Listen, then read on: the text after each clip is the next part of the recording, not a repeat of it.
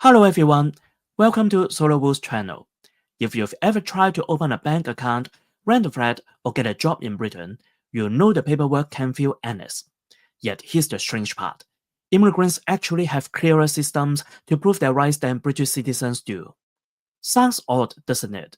Immigrants like me already use share codes online to prove our right to work or rent. But British citizens only have a patchwork of documents that don't really settle the matter. A passport, a driving license, or a national insurance number may show something, but none of them reliably confirm identity and current rights. In practice, anybody can claim to be a British citizen, and there's no single practical way to verify that claim. This leaves too much room for error, excuses, and even exploitation. That is why the debate on digital ID cards, or what might soon be called the Brit card, is heating up again. Let's take a closer look at why the old methods don't work. Not everyone in Britain has a passport, even though it's often treated as the gold standard of ID. And even if you do, the little burgundy book doesn't guarantee you have the right to work.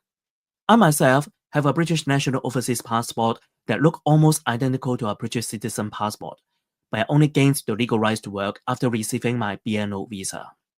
It sounds absurd, but it shows how a passport is just a travel document, not proof of rights.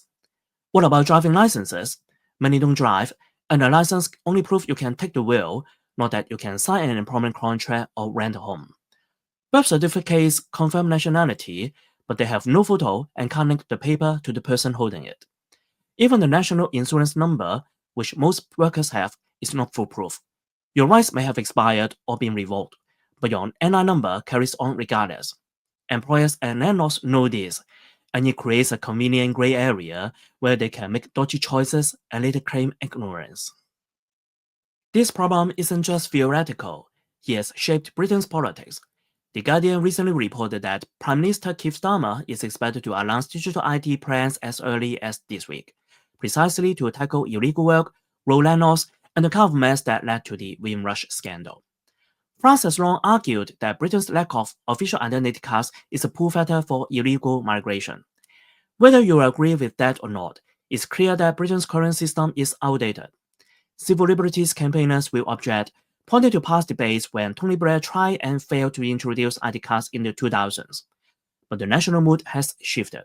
With smartphones now part of daily life, a secure digital ID on a gov.uk wallet app suddenly seems less Big Brother and more common sense. Employers, landlords, banks, and even immigration officers could verify rights with a simple scan. That will mean no more shrugging shoulders and no more hiding behind uncertainty. And here is another important point: convenience. A digital ID wouldn't just be about closing loopholes, it could also make life smoother for everyone. Imagine being able to do business with government, whether it's paying your taxes, accessing healthcare, borrowing library books, or renewing your driving license, without endless forms and piles of documents. All you need is your digital ID. No more rummaging in drawers for utility bills or sending photocopies that get lost in the post. It could make Britain's famously clunky bureaucracy finally catch up with the 21st century. So where does that leave us? Britain is a country where proving who you are can be harder for locals than for newcomers. That's upside down. If Starmer's government pushes ahead, digital ID could finally fix the confusion and give every resident a fair, reliable way to prove their status. Yes, there must be safeguards, but the alternative is more muddle, more loopholes, and more unfair treatment.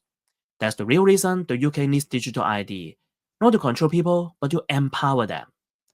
Thanks for watching. Don't forget to like, subscribe, and share this video. And tell me in the comments, would you welcome a digital ID, or do you fear it could go too far?